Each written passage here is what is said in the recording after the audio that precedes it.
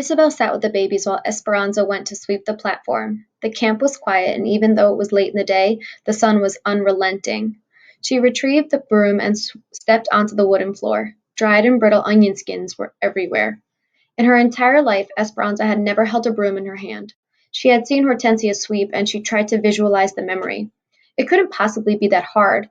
She put both hands near the middle of the broomstick and moved it back and forth. It swung wildly. The motion seemed awkward, and the fine dirt on the wooden planks lifted into a cloud. Onion jackets flew into the air instead of gathering together in a neat pile like Hortensia's. Esperanza's elbows did not know what to do. Neither did her arms. She felt streams of perspiration sliding down her neck. She stopped for a moment and stared at the broom, as if willing to behave. Determined, she tried again. She hadn't noticed the several trucks were already unloading workers nearby. Then she heard it.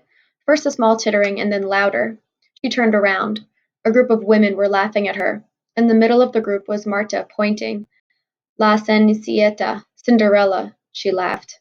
Burning with humiliation, Esperanza dropped the broom and ran back to the cabin. In her room, she sat on the edge of the cot.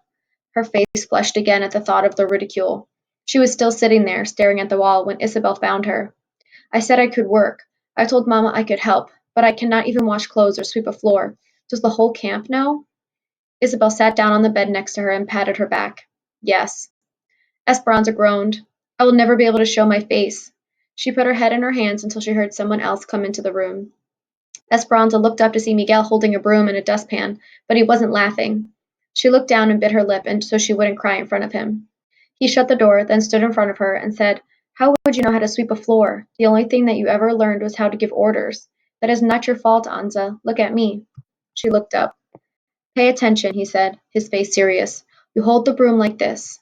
One hand here and the other here. Esperanza watched. Then you push like this, or pull it toward you like this. Here, you try, he said, holding out the broom. Slowly Esperanza got up and took the broom from him. He positioned her hands on the handle. She tried to copy him, but her movements were too big. Smaller strokes, said Miguel, coaching, and sweep all in one direction. She did, as he said. Now when you get all the dirt into a pile, you hold the broom down here, near the bottom, and push the dirt into the pan. Esperanza collected the dirt. See, you can do it. Miguel raised his thick eyebrows and smiled.